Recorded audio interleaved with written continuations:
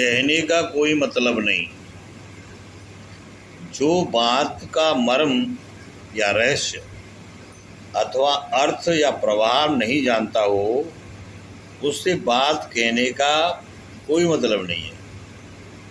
जो कुछ कहना है तो केवल उसी से कहो जो कहने का मतलब जानता हो। जो कहे हुए वचनों को तोड़ मड़ोड़ करके उल्टा अर्थ निकालते हैं, ऐसे लोगों से कुछ कहना तुम्हारा व्यर्थ का परिश्रम करना होगा। सीख जाको दीजिए जाको सीख सुहाए, और सीख दई बान राखो तो घर वे आको जाए। भैंस के आगे मृदंग बजाने से भैंस उस संगीत का आनंद नहीं ले सकती है। ऐसे ही संसार में कुछ लोग ऐसे होते हैं जो केवल अहंकार में चूर, बुद्धि के दुश्मन, न तो वे जानने की कोशिश करते हैं और न जानते हैं, और ना ही मानते हैं, और ना ही उनमें सूझबूझ होती है। इससे उसका अर्थ पूछ सकें, वे तो मात्र बात सही हो या गलत हो, वे तो अपने तर्क पर उसे सिद्ध करना चाहते हैं कि मैं सही हूँ बस। वो कैसे संभव है? अरे साग बेचने वाला प्राणी हीरे का जौहरी दोनों ही भले एक समान व्यक्ति हैं, किंतु विवेक में अंतर होता है। साग वाला हीरे की कीमत नहीं जान सकता है। जहाँ न पूछो वहाँ कहने का कोई मतलब नहीं होता है। जो सुनना चाहे नहीं, वहाँ ज्ञान की बातें करना केवल समय को बर्बाद करना है।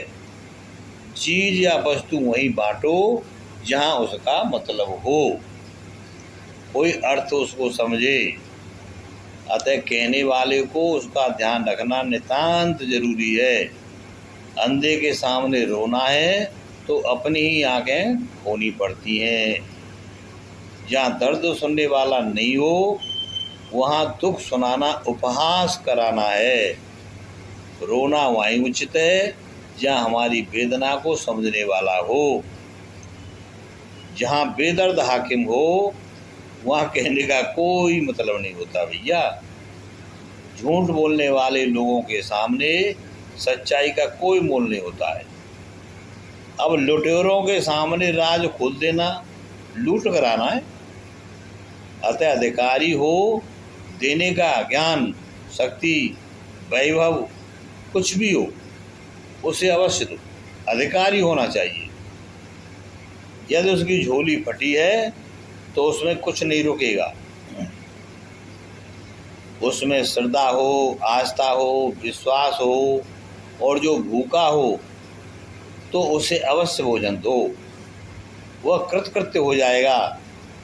भूखे को भोजन का महत्व होता है, अज्ञानी को ज्ञान का महत्व होता है, अंधेरे में प्रकाश फैलाने वाले का महत्व, सत्पुरुष का महत्व होता है। ज्ञान उसे दो जो उससे दोनों हाथ जोड़ करके अपनी अंजलि बना करके स्वीकार करता हो, अन्यथा अपने ज्ञान को मत खोलो। रहस्य को वे ही जान सकते हैं जो जिज्ञासु हों। मोक्ष मुमुक्ष को ही मिला करता है, भक्त को ही भगवान मिला करते हैं। श्री सद्गुरुदेव के वचन को मानने वाले ही सद्गुरु हो जाते हैं। संत की मानने वाले संत हो जाते हैं, और चोर की मानने वाले चोर हो जाते हैं। जैसी भावना होती है वैसा ही प्राप्त हो जाता है। जाकी रही भावना जैसी, और प्रभु मूरत देखी थी ना कैसी। तो साथियों, अपने ज्ञान को वहाँ बांटो जहाँ आपके ज्ञान की कद्र हो और वो समझे।